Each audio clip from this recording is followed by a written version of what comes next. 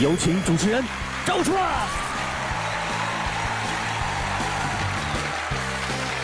谢谢现场的观众朋友们，谢谢大家。欢迎电视机前的观众朋友走进天津卫视的大型情感节目《爱情保卫战》。接下来看一看今天我们请到的几位老师是谁？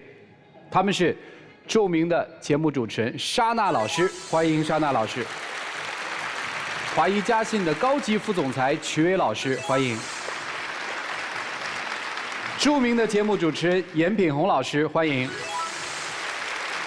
涂磊老师，欢迎。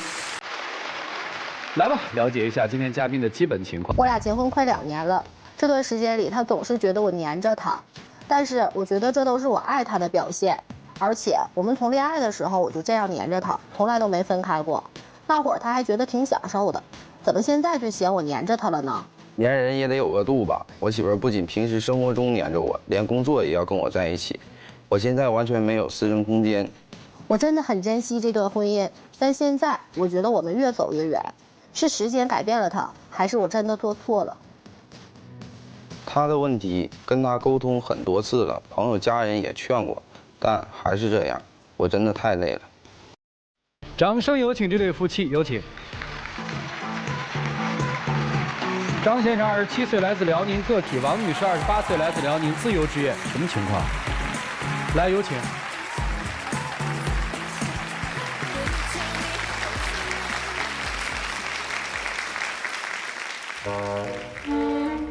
什么情况？那边吧。是编导说让我跟那边出来，但是，我跟他分开在一起，从来没超过这么长时间。他一会儿怎么长时间？这一转门不就15秒吗？不行，他从转门这面，我在这儿站着，他跑了怎么办？看着是吧？对。你算我们史上第1位这样的女嘉宾，就是这么没有安全感。对，这样的主持人结婚之前还好好的，但是不知道为什么最近他总说我黏着他，没有个人空间。我觉得我都嫁给他了，我就是他个人空间，他还要什么个人空间？对，你就是他的你要什么个人空间呀？我跟你说，主持人，他这个就是说黏人有点太黏了。咋黏啊？包括这个工作上，包括这个朋友出去都需要在一起。我就想跟他一个工作单位，怎么了？不是。现在他不是个体，你不是自由职业吗？是他现在自己干店儿。之前我们是在一个工作单位上班。之前吧是这样，我们是在同一个单位，完之后呢不在同一个部门，休息的时候或者说他有时间的时候，他就过来找我。他每次都过来找我，每次都过来找我。之后的话，领导就因为这个问题找我谈过话。后来的话也是因为他这个太黏人了，所以没有办法，所以上一份非常好的工作也就是辞掉了。那我俩之前处对象的时候不就这样吗？那会儿你也是工作比较自由，自己干买卖，然后你就在我单位陪着我上班，一陪1天。那现在好不容易有一个2个人在一起上班的工作，那你就陪着我，能怎么了？那我之前的话，我是有那个时间，但是婚后的话，那我作为一个男人，责任会更重一些。那你就拿离婚跟我说事儿啊？今儿离婚，明儿离婚的，不提离婚，我能把结婚证弄丢吗？哎呦，主持人，我跟你说，在来之前，节目组需要这个结婚证，后期的话都找不到了，他也不知道给藏哪去了，这都是现补的结婚。是这样的，主持人，他跟我吵架，一吵架就说那咱们别过了。我合计怕他跟我离婚，我就把结婚证藏起来了。吵一次架吧，我把结婚证换一个位置；吵一次架吧，我把结婚证换一个位置。换来换去，可能藏的地方比较多，然后导致这次来的时候，我都把家拆了，我都没找着我把结婚证藏哪儿了。然后我们先去补的结婚证，这就不乐意了。那你说我藏起来了，我忘了，还不是因为跟你吵架？那你这你觉得我说跟你离婚就可能离婚吗？再说了，想离婚的话，那还非得有那个结婚证吗？那有其他的办法不也得？他还是想离婚。哎，你怎么这么没安全感？是这样的，因为可能是跟我前男友有关吧。因为我之前处过男朋友，然后他就总是欺骗我，然后总是晚上出去喝酒，然后有一天呢，告诉我他加班，然后我正好跟闺蜜逛街，逛着逛着吧，我就在那个橱窗里看见一桌子人，他搁那站起来举个杯，然后我进去，哗就把桌子给周了。他那个前男友，他之前就跟我说这个事儿。后期的话，导致我都不敢跟我的朋友出去吃饭。就算吃饭的话，要不然带着他，要不然不能超过小区。那你那天搁楼下跟你哥们儿出去吃饭，不也是我没去吗？那你规定我2个小时必须得回来，完之后每隔10分钟给我打个电话，每10分钟给我打个电话，最后我电话都打关机了。那你后来不关机了吗？我们俩的关系是不能超过200米，你这都超过我2公里，都在小区楼下了。我扒窗喊你，你能听见吗？为什么不能超过200米啊？因为我觉得他要跑了呢。跑了呗。那不行，我好不容易结婚的，跑了咋整？而且他也挺享受这过程的呀。享受吗？我之前还好，但是婚后的话，就是说朋友也多了，一些事情需要处理的也特别多。你说她带着闺蜜是吃饭也好，逛街也好，你都带着我，但是有些时候确实是挺尴尬的。我觉得能接受我的人才是我闺蜜，接受不了我带着你的都不算我朋友。你不怕你闺蜜跟她有点什么？不可能。为什么呀？天天在我视线范围之内呀。啊！而且我的世界里只有他，他陪着我吃饭，给我做饭，给我洗衣服，照顾我。哦，就是家务活都是他干是吧？对，什么都是他是吧？对，从我认识他开始，洗衣服、做饭、收拾屋子，照顾狗都是他。那你干嘛？我待着，玩游戏，然后呢？看电影啊。然后我觉得还好啊，我没觉得什么呀。啊、那一次吧。我那天我就跟他说了，我说我难受，完了之后他就非得说饿了，那你那个给我弄点吃的吧，给我做点饭。正好是赶到夏天的时候，厨房的话更热。做完以后他叫我吃饭，我说你先吃吧，我实在是太难受了。这才他才这个摸我说我高烧了，完之后说要带我去医院。那我不也没吃饭带你上医院了吗？那我都高烧39.5度了，那你要再不带上我医院，那我可能就得120抬我走了。那我不也没吃饭吗？我不也陪你去医院了吗？那你不陪我去医院，那我也自己去啊。是这样的，主持人，其实你不知道我为什么这样。他呢是个实体店主，在家微商靠手机挣钱，然后他就每次都鼓着电话。那你说晚上小姑娘找你是因为啥呀？有一天他洗澡，电话响了，我一看在吗，哥？完我就给他回，我说在，哥，我怀孕了。我就没明白，我说她怀孕了找你干嘛呀？又一个小姑娘，晚上8点，在吗哥？我失恋了。你是感情专家呀，失恋了也得找你，怀孕了也得找你。主持人是这样的，我的客户呢，时间长了，大家也就成为朋友了，分享一些事情啊，都很正常的事情。知道的是你客户，不都以为怀孕孩子是你的呢？还有，我俩是这么认识的，主持人，我是他的客户，然后他这个人呢，真是特别体贴。然后有一次我失恋了，他就陪着我聊天啊，怎么样？最后成为他媳妇儿了。那你是再想找个媳妇儿还是怎么的呀？我之前的话，那我那会儿也没有对象，我也没有成家，对吧？那我很正常啊。那我现在已经成家了，你担心这些事儿的话，我感觉没有必要。其实这些都行。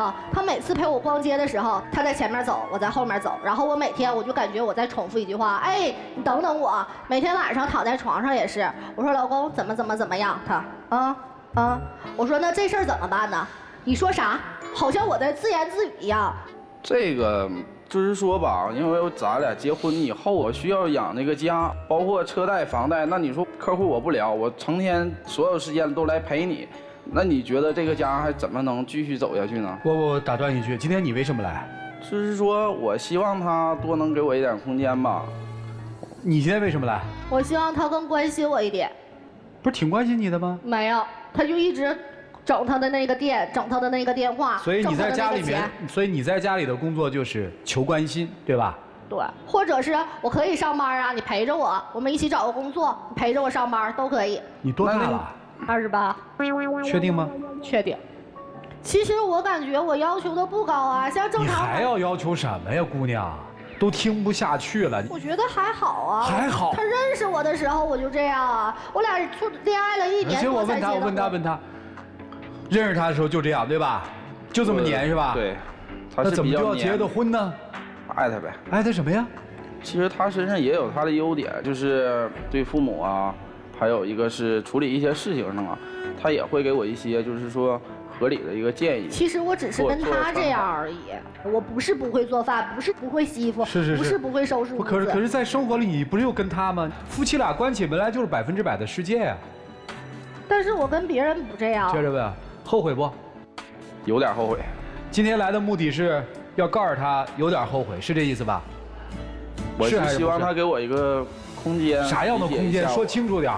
就是说我每天我有我自己的这个时间的安排，我希望你不要打乱我的时间计划。你不能说你一会儿一个电话，一会儿干这个，一会儿一个电话，一会儿我要干那个。他这样的话就把我就是这一天安排的时间计划全部都那你的一天安排就是了半夜给客户送货吗？主持人，有一天晚上我睡觉10点，一睁眼睛半夜人没了，你吓不吓人呢？然后打电话，他说给顾客送货去了，那怎么的？客户都得半夜去啊？哪个客户半夜需要送货？主持人，我跟你说，之前就因为这个事情损失一个时间比较长的一个客户，导致也很大一个经济损失。这个我也没有说什么，但是这一次的话，我解释一下，这个就是说也是一个比较长期的客户，大家也都处成一个朋友和关系了。所以说有一些事情的话，跟我做个分享，在微信上聊一聊，这都很正常的事儿。他非常在意。我问他几个问题吧。一个成年人可不可以有自己正常的交往？可以啊。一个已婚的成年人该不该有自己正常的社会交往？可以啊，但是你带着我就可以啊。非得带着你？好了呢？就是不带着你就叫非正常的社会交往，是这意思吗？对。是这，就是你界定正常的交往就一定要带着你，是这意思吧？我只是跟你撒娇，跟你这样，我只是希望你再关心我一点啊。不，你关心关心他，也许他就更关心你了呢。你关心过他吗？除了没给他洗衣服，没给他做饭。你看啊，不洗衣服不做饭，其实你挺关心他的。他去哪儿你得问，对吧？对呀。他跟朋友在一起你得陪着。对呀。你逛街你也拉着他陪着，你说你多关心他，对不对？对呀。就是一生一世，对，就是一生一世。不领证呢，你还想往哪儿跑？因为是这样的，主持人，我俩结婚之前他就说过这句话，我说我不会洗衣服，不会做饭，怎么办？他说没事儿，他说我会洗衣服，我会做饭，我就不会生孩子。我说太好了。就你只负责生孩子，其他的事儿都由他来了，对吧？他是自己说的。行，你说的啊？对，是我说。后悔不？后悔。就是，别老说大话。我们来听听老师们是如何帮助这对夫妻走出这种信任不信任、安全不安全、撒娇不撒娇、要爱不要爱的困惑的。来，一起进入丘比特问卷。哎，姑娘，哎，你什么都当真哈？对啊，就是我这个人很天真，就不光是他，别人跟我说什么我都信。你做的事儿全是就是一味的索取。不懂付出的这样的事情，你说你结婚，作为妻子，你尽到了什么妻子的义务吗？我陪他一起吃苦啊。吃什么苦了？虽然我们现在没有很多钱的欠房贷、欠车贷，但是我都愿意跟他一起去还呀。那你现在有挣钱的能力吗？我可以上班啊。你可以上班，你上了吗？没有。所以你现在还是花他的钱，你陪他吃什么苦了？他一人扛起了家里的所有的经济重担，还得照顾你吃饭穿衣。人家高烧到39度5，你还说给我做饭去。我真的不知道他发烧，我只知道你爱他，你连他发烧都不知道，请问爱在哪儿？所以你有什么立场站在这儿跟我们说你害怕他跑啊？我觉得你没有任何的立场，因为你没有做到任何妻子该做的事情。你是一个成年人。你应该有独立健全的人格，这是最基本的。你用眼睛是看不住男人的，况且我觉得你这不是看，你就是在作，你在证明我能治你到什么程度，最后治的是你自己，知道吧？好，就说这么多，谢谢。男生是要空间是吧？对。要什么空间啊？就是说我在和朋友啊喝个酒谈个事情啊。比如说别的女客户怀孕了要去安慰人家，比如说她失恋了你要去抚慰人家，是这种空间吗？其实不是这种空间，那个只是我工作中的一部分。哦，那还是你工作中的一部分。对。所以你还希望他要支持你的工作，是这样吗？我相信可能是。因为即使现在的生活当中，你就跟他物理的在一个空间里，但是你只在看手机。可能刚才的表述，大多数人会认为，你怎么这么不讲道理？你怎么这么不给他空间呢？但实际上我看到你只是做了表面的工作，你是给他做了饭，你是给做了很多的家务，但这些都是表面。你认为你只需要把表面工作做好了，你就应该给我更大的空间，这可能是你想要的。也就是对方最害怕，所以他就会变本加厉的用物理上的空间对你的限制来黏着你。所以呢，要改变对方，先改变自己，不要对其他的女生去那么热，不要搞那么多暧昧分不清楚的事儿，只对她热就好了，对其他的女性冷一些，好不好？另外呢，我跟女生再说两句，我刚才替你啊说了她，但并不表明呢你没有问题。你最大的问题就是说你不知道自己的快乐与幸福从何而来，你这都从她身上去要，这是不对的。真正的快乐和幸福是要从自己身上去获得。比如说你要让自己忙起来好不好？让自己找一份工作，甚至于找不着工作，你先培养自己的兴趣爱好，对不对？让自己能成为自己快乐的机器，去找快乐，别在他身上找，否则这种挖掘迟早会挖空的。就这样。我先说说关于黏的事儿啊。固然你们这对夫妻，妻子黏着丈夫，让我们今天听起来是超出了正常水准之上很多的。但是有一点不要忽略，这个是说给男生听的。你不要以为是他黏着你，你也黏着他。你来想想你们的生活方式，基本上两个人全退化成小宝宝了。你也像过家家一样，哎，我哄你开心我就给你做饭，我哄你开心我就去哪儿都陪着你。这是一种很可怕的退化。女生，你觉得人生你就把这个列为常态，我只要黏着他就会快乐。但你回头看看啊，你看看那些2、3岁的小孩，你觉得他们特快乐是吗？对。你想做2、3岁的孩子，对。但你今年是28岁啊，你不成长啊。什么样的年龄就过什么样的生活，这才是快乐的基本要素。可以夫妻之间有这种黏腻，有撒娇任性，有时候愿意自己做个小孩，但有时候我们也得做一个母亲，有时候我们要做一个妻子，有时候我们要做朋友，这些角色都得有，才称为人生。28岁多年轻的青春，大好的时光，太多的事情可以做了。你把自己都搞丢了，你还能搞明白婚姻和爱情吗？你必须长大，要不然生活就会淘汰你。淘汰你的不是他哦，你会被生活淘汰。而先生，我觉得你也要成长。这种黏黏腻腻的状态和你有极大的关系。你也喜欢这样的模式，但你也要长大，各自找到生活的爱好和乐趣，互相帮助，互相扶持，好吗？谢谢。姑娘，你知道那个孩子为什么有的时候撒娇，让我们喜欢？你知道为什么吗？你举个简单的例子，你小孩只有这么高，上面东西拿不着，他就撒娇让我们去拿，很可爱，对吧？你说你这么高一个子，明明够得着，你要撒娇让我们去拿，你说讨厌不讨厌？但关键的是你不知道，你居然不知道你的所作所为让人反感。我的女儿每一次在我离家出差的时候，也会撒娇。她觉得撒娇我就不会走。现在不一样，现在我每次说要走的时候，她只会咬着嘴唇，忍住眼泪，说一句“你早点回来”。在那一刻的时候，你可以看到她的成长和独立，因为她的泪水是为了我，却把忍耐留给了自己。你需要学的就是这个，知道吗？你不会连一个3岁的女孩都不如吧？真正的爱就是我离不开她，但我不能耽误她，我把忍耐留给自己。28岁做点女人该做的事儿。男生，你一直以来是不是也有点自卑啊？所以觉得一个女人全心全意的黏着你、赖着你，是你价值的体现。所以你也有点言不由衷啊。你要是希望人家一直这么靠着你，那你就一直坚持着。我相信，如果有哪一天这个女生像我们所描述的开始独立了起来，你会不习惯，你反而会害怕。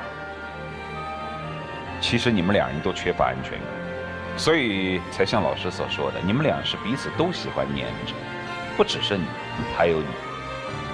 等找到你们真正能够在婚姻当中各自独立的人格和生存能力，以及精神支撑的时候，那个时候你们才是真正的相爱。就这个。咋了？感慨万千。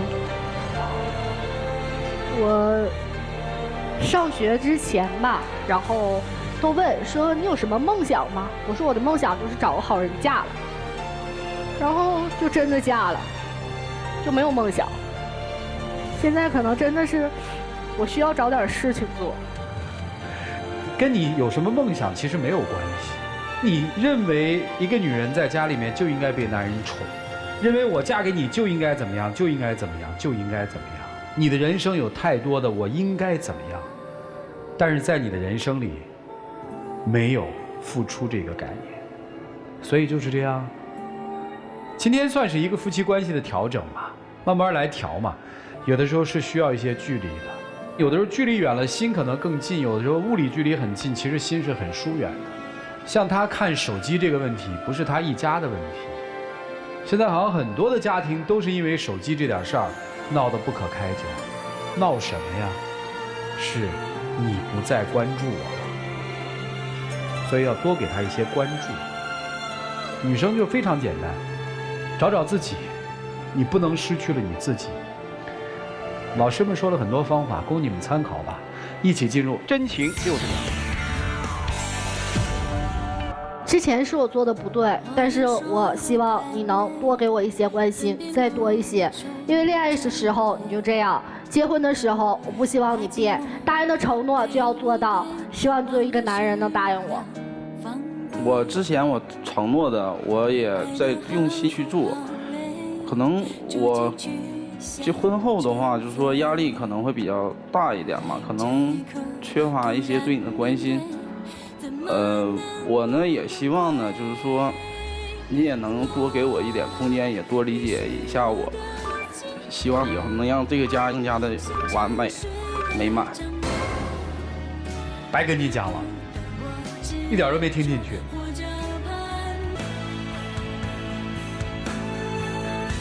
来吧。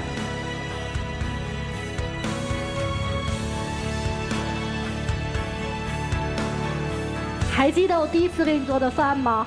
就是一个可乐鸡翅。今天我给你做了，我希望你记得我的好，我也是有好的。哎呦呦呦呦！我就做了个鸡翅就感动哭自己了。哎呀，你那个呢？我那是一枚戒指，这个枚戒指呢是在我求婚的时候是他送给我的。是这样的，他准备跟我求婚。他的小动作可能时间长了让我发现了，然后他布置的现场很漂亮，也请了很多朋友。当他跪地上跟我说你嫁给我的那一刻，我告诉我闺蜜去把我准备的戒指给我拿来，然后我向他求的婚。还是那句话，我是认为这个世界上凡属你想祈求得来的东西你都得不来，平等最重要。谢谢两位，请回吧。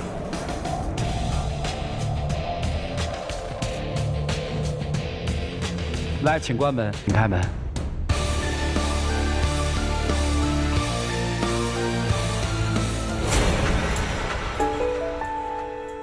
哟，行吧，来吧。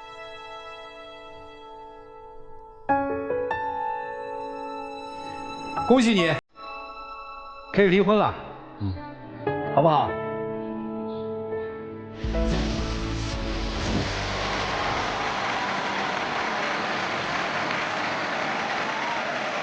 今天崔老师说的一切，我才知道我真的错了。一直以来都是我在索取，并没有付出。但是相信我，从今天开始，我一定会改正，做一个合格的妻子。也请你给我时间，让现场的观众和老师证明，我一定会好的，一定会改变的。其实，今天布雷老师说的是对的，我这人比较自卑。我也是缺乏安全感，只是说一直在欺骗自己而已。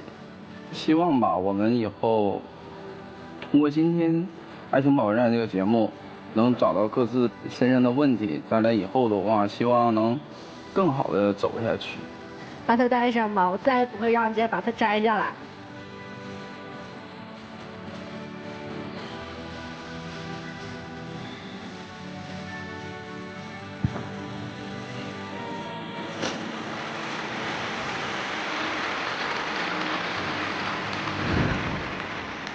来，有请我们的小花童，有请。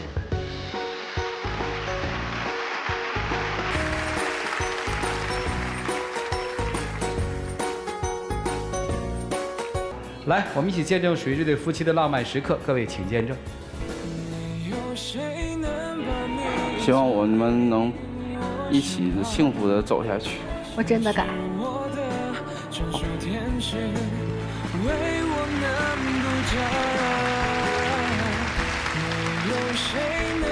啊，祝你们快乐啊！祝你们幸福。谢谢两位，请回吧。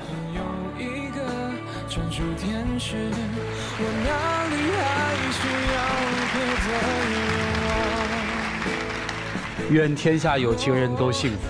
了解下一对的基本情况，各位请看。我们是大学同班同学，在一起交往2年。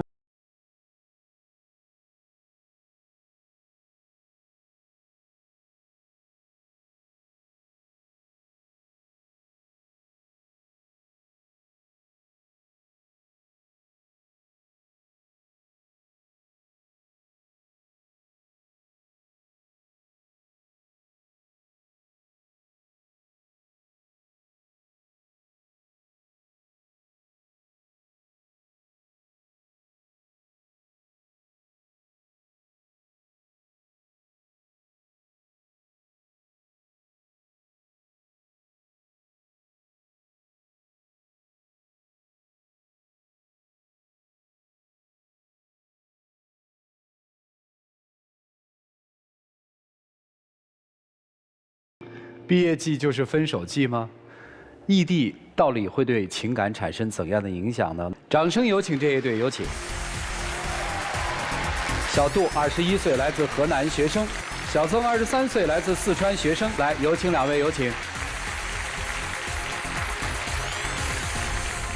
主持人好，各位老师好。好，好，好，要出国哈？啊，对。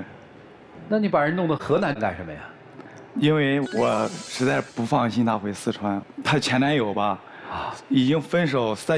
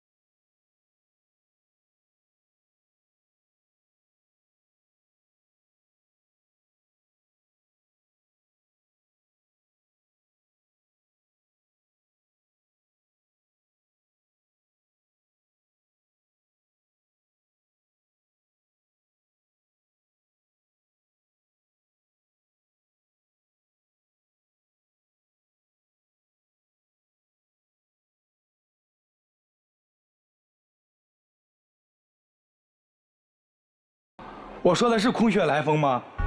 跟你分手后，我一直都很后悔。你最近还好吗？我知道你回成都了，我好不好？好，没什么呀，没多大关系嘛。就我也否认了。对啊，啊，我现在和男朋友不方便和你。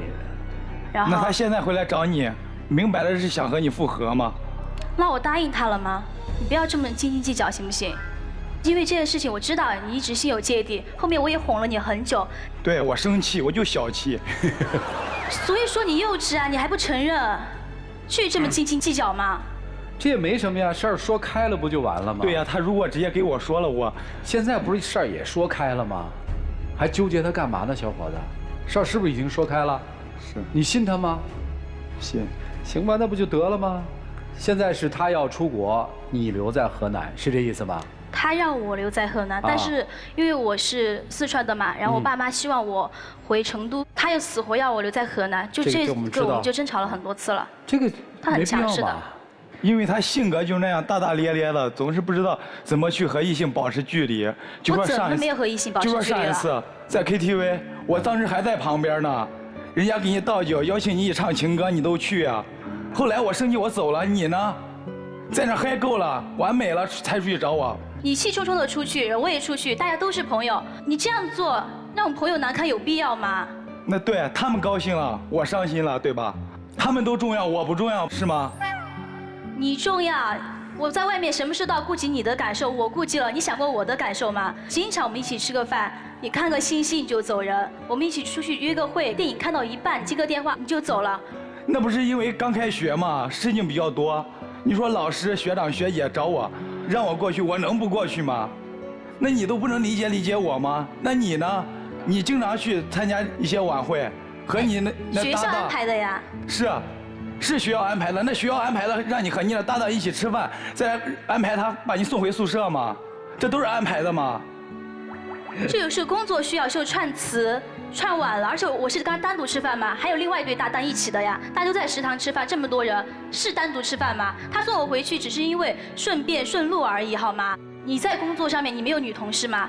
你没有跟女生说过话吗？没有交接过工作吗？我怀疑过你一点什么吗？没有吧？我从来没有质疑过你吧？我有这样做过吗？我有说带着我的女同事一起去吃饭，一起再送她回宿舍，我有这样做过吗？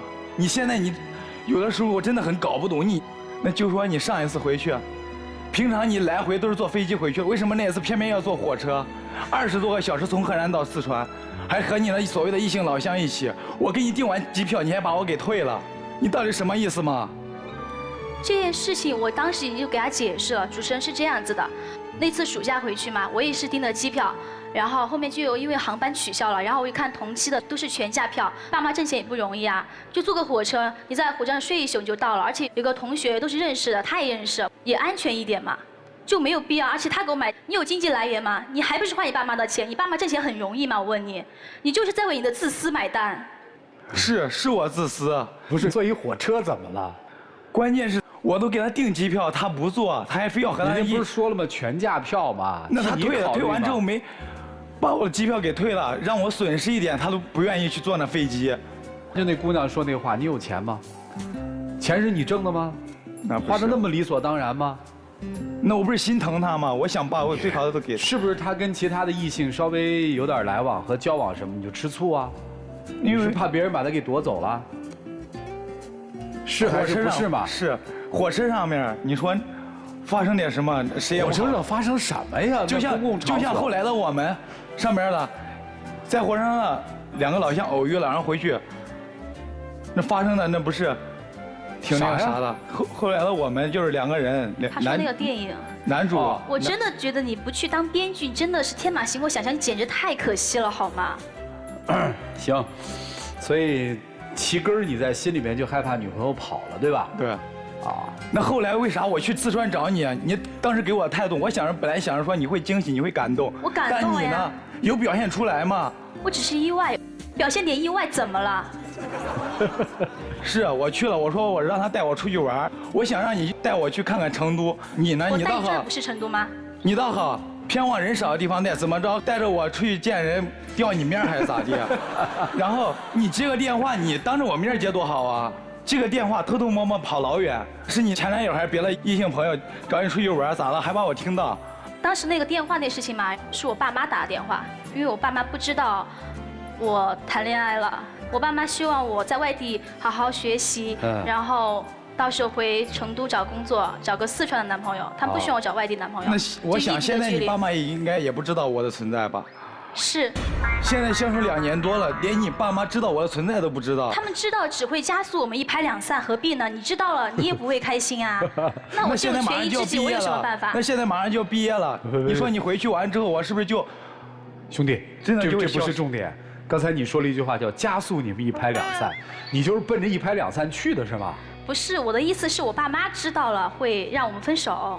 这是我知道是我自己做的不够周到，我就对他很内疚，就因这份内疚，然后我就答应他留在河南实习工作了嘛。结果呢，他告诉我要出国留学了，那你让我留在河南干嘛？我还是就是之前说的，因为这边共同朋友也多，到时候如果他在河南这边有啥事情的话，有啥事情啊？就是他不想告诉我的事情，然后我也，你就说你在河南有眼线呗。他就是变相监督我呗。那也不能这样说，不就这意思吗？我也是出于关心他嘛，然后我也可以通过我朋友去了解，如果他回四川了，他的前男友或者别的去找他，我想补救我都来不及。那你就别去了呗。那我出国也是为了给他以后更好的生活。这件事情他之前一点风声都没有给我透露。我是女朋友嘛，你虽然口口声声的说的是，对你为我们的未来做打算，你让我参与了你的蓝图吗？那后来不是也告诉你了吗？他总是这个样子，大到出国留学这样的人生大事，小到我们就是有一次吃饭嘛。因为我们大多数是在食堂吃嘛，偶尔出去吃，我也不会吃很贵的，我不想花他太多钱嘛。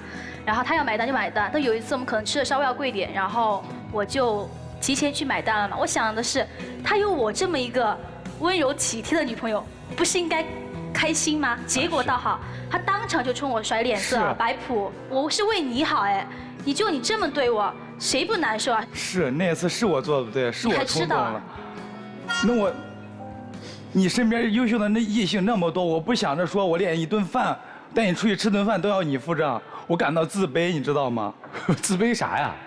我怕他嫌弃我说一顿饭我都带他吃不了，然后不是他都去给你买单，就表明他一点都不嫌弃你啊。他就觉得我伤了他作为男人的自尊心了呗。哦。可是他是我男朋友，我为他结顿饭钱怎么了？他非要觉得他就是大男子主义呗。行，现在事儿就摆在这儿了嘛，你们俩各自的解决方案是什么？女生是怎么规划未来3年的生活的？后面我也同意他出国留学了，但我唯一的要求就是我不能在河南等你，我想回四川等你。我去成都等你。对，我在国内哪个地方等你，有什么区别吗？而且我也想回家陪我爸妈呀。我在河南其实说白了，也算是举目无亲啊。行，你什么想法，兄弟？我就是想着说让他在河南等我2年。啊？他一定要回四川，你咋整？还是希望他能再依我一次，留在河南。啊，就再依你一次，啊。要2年之后，你要是不回来了呢？一定回来。那个时候他已经在河南，他也变了心了，咋办？所以要靠一种这个物理的方式或者其他的方式留住一个人的心，你觉得现实吗，小子？你对这个恋情有信心吗？没有，何必要那么勉强？为什么不让它顺其自然呢？所以说，在男生和女生的这个状态里面，都有对这段情感特别不确定的东西。我听说你们的同学好像对你们段感情还挺看好的，是吧？是。来，我们看看他们同学都说些什么吧。来。希望毕业季不是分手季。我知道你们感情一直很好，希望你们永远在一起，长长久久。以前他带领着我们全班给你生日惊喜，点点滴滴我们都看在眼里。希望你们彼此珍惜，永不分离。快毕业了，看着你们俩经历了这么多，然后希望你们俩能一直走下去，然后祝你俩幸福。同学都是发自内心的希望他们在一起。对于这2个年轻人来说，在一起又预设了很多的条件，达不到这些条件，显然是要分开。你们听老师们的建议吧，一起进入丘比特问卷。小杜、小曾，你们好啊！毕业季就是分手季，这个是相对而言的，但是同学们对你们美好的祝愿，我们不能把这种祝愿当成一种枷锁，就是。你们现在可能有一种什么心理呢？尤其男生可能更重一些。你看，别人都希望我们好好的，别人都这么羡慕我们的感情，我们就是童话里的王子和公主，我们就应该要在一起。可是我们不能把这种祝福和别人眼里的你们当做自己被绑架的这样的一个枷锁。就是我刚才看完那个视频想说的。其次，小杜。你觉得你对女生的感情更多的是发自内心的爱，还是一种男人的占有欲呢？你看，你对她要求，你不能离开河南，但是我可以出国；你不能跟你前男友联系，但是我可以怎么样？你永远是双标准。你要求他留在河南，你怕他回去跟前男友相聚，那留在河南就不会有其他异性出现了吗？就算你用眼线盯住了他，时时跟你汇报他今天发生了什么事，跟哪个男生又在一起吃了顿饭或者怎么样，你能怎么样？你能从国外飞回来呀？你的世界，你的人生，最终的目标就是要看住他吗？好，他就算一直等你，他就算身边现在没有异性，那你能保证你在国外不会遇到心动的女孩吗？所以未来的事儿我们都不知道，那我们现在能做的就是，既然在一起，就珍惜在一起的这段时间。如果现在就已经为未来去担忧的话，现在的日子也过不好，未来的日子更不用提。还有就是，人家家在成都，凭什么为了你留在河南？那我现在要求你为了他不要出国了，干嘛？我觉得你也没那么爱他。如果你真的爱他的话，是应该信任为基础，然后希望他现在能够专注于自己未来的人生规划。所以珍惜眼前，珍惜现在，再去考虑未来，好吗？好，谢谢。男生出国的想法很坚定哦，对吗？对。刚才莎娜老师问过你，你说不可以不出国。我相信同样的话，是不是女生也问过男生？你所有的在对你目标达成的时候，其实你很坚定的，而在这份爱情当中，你并没有如此的坚定。如果真的在爱情当中，你付出了坚定的动作，以及付出了坚定的信念的话，不至于如此。爱情当中，你更多的是在要，是在说我为你付出这么多精力和时间，你一定要满足我这样的条件，但仅仅是交换，并没有看到你的诚意。我可以坦白的说，你们俩之间没有走下去的那种能看到的希望，因为你坚定的目标里头并没有他。同样，在不坚定的你们的恋情当中，他也没有你呀。自己父母他都不敢去说你们之间的恋情，你没有全身心的付出，他也在做撤退的打算，你们俩不可能继续下去的。唯一能让彼此有一些希望的就是说，你成全他让他回四川等你，你成全他去出国，你们各自发展，保持异地的联系，坚定的对这份爱去守护，明白吗？就这样。我想先问女生一个问题啊，看来他这个出国是一定要去了，那么你呢？你决定留在河南了吗？他走，我肯定是要回成都的。我在这边没有亲戚朋友都没有在这边。他如果去成都了，你能放弃去出国吗？不能。你看，你们其实没有任何人愿意为了这份感情退一步。我们听了无数次的大道理，说爱情是包容，是妥协。你们有谁为了这个爱情妥协一步呢？没有人愿意为了这场爱情而努力。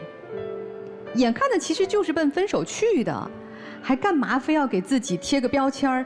我们是不愿意受到什么毕业季就是分手季这样似乎一个怪圈的影响。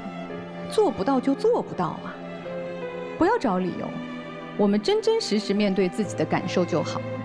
此刻可能我们的理想就是深造，就是回到家乡找一份工作去努力，没有什么不对的。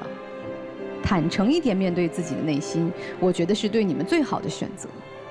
未来有无限的可能，也许等我们时间空间对了，还有机会在一起，也许我们会遇到另外一个更好的另一半。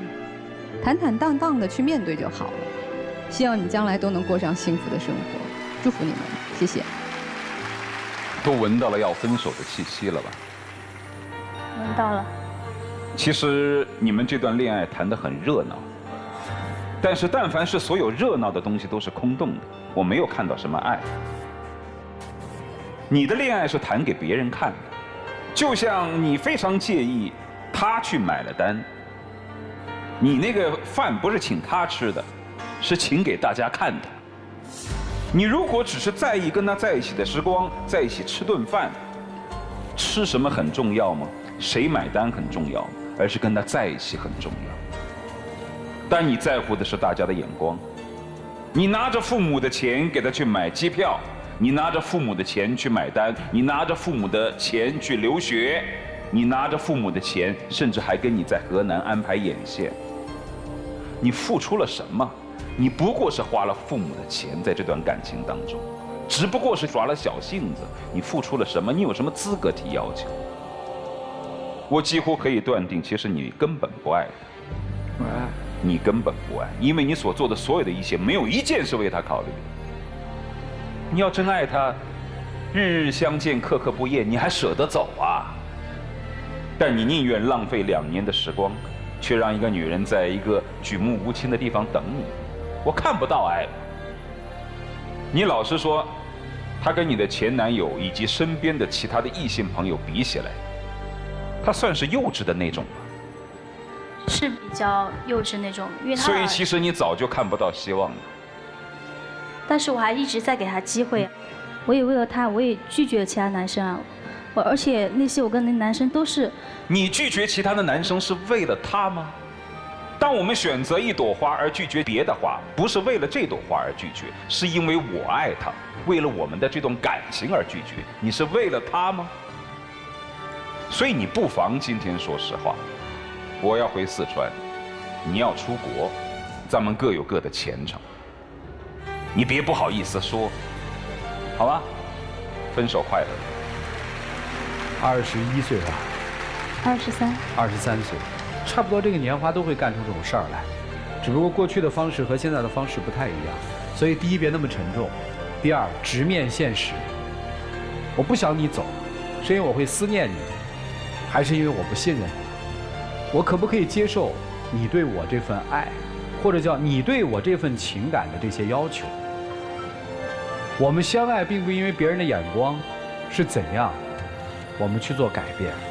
我们不爱，也不因为别人的评论是如何，我们去表现出相爱。在情感的道路上，没有对错，只有爱和不爱。说给对方听就好，一起进入真情60秒。我们相识3年，相恋也快3年，在这3年里，你对我的好，我也都清楚。我对你的好，我想你也知道。我就希望你可以在荷兰等我2年，等我回来，好吗？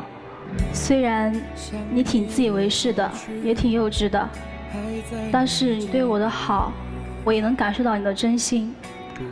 我也支持你出国留学，但是我真的唯一的要求就是，我想在成都等你。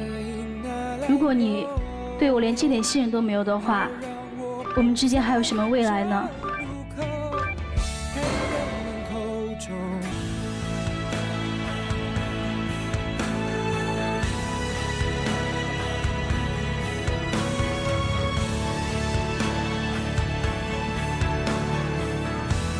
你那是啥？你说说吧。这是复联3的电影票。啥？复联3和复联4的电影票。哦，这3、4你们俩都看了？对。因为他喜欢复联系列电影，我不想因为这2场复联系列电影结束了，我俩也就这样结束。我还想陪他一起看别的电影。那您就成都呗，对吧？来，女生，那什么？这个玩偶呢，是我们当时刚就是确立关系，然后第一次出去约会嘛，然后就想抓一对娃娃，就把我的给他的给我，然后相当于一个定情信物嘛。然后这2年我也一直很珍惜他，但是如果你执意的想要走，我可以把它还给你，你就带着他自己过吧。你刚才不是说的在成都等也行吗？可是他一点都没有松口说让我在成都等啊。谢谢2位，请回吧。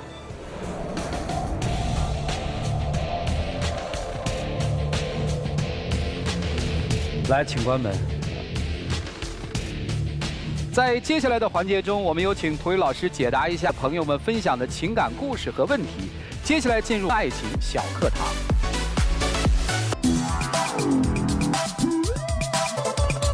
一个人做家务是一种承担，2个人一起做家务是一种快乐。家务本身不应该成为一种负担，而应该是夫妻之间最好的交流方式。你摘着菜，我拖着地；你洗着衣服，我擦着窗户。当2个人齐心协力地共担家务的时候，就像配合默契的一对装配工，彼此会得到心有灵犀和志同道合的双重满足。这对年轻人今天会不会为了一段感情而放下内心所谓的执念呢？来，请开门。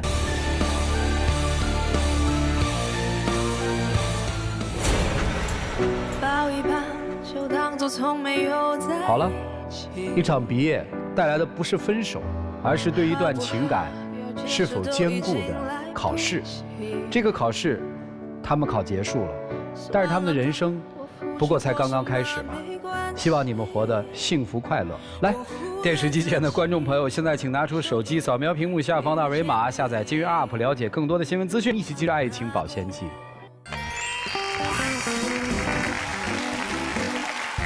有网友提问说，我的男朋友在学校里打篮球很好，很受女孩子的欢迎。虽然大家都知道他有女朋友，可是还是很多女生会送他东西，他总说不好拒绝，会有礼貌地收下。有时候别的女生请他帮忙，他也会去。虽然我知道他没有主动跟他们联系过，但这样不拒绝也让我很难受。我该怎么办呢？其实如果他真的心里没有那些歪念头啊，有女生找他帮忙，你不妨跟着一起去。如果其他女生真动了歪心眼儿，看到你们感情好，也会知难而退的。我们下期节目再见，谢谢大家。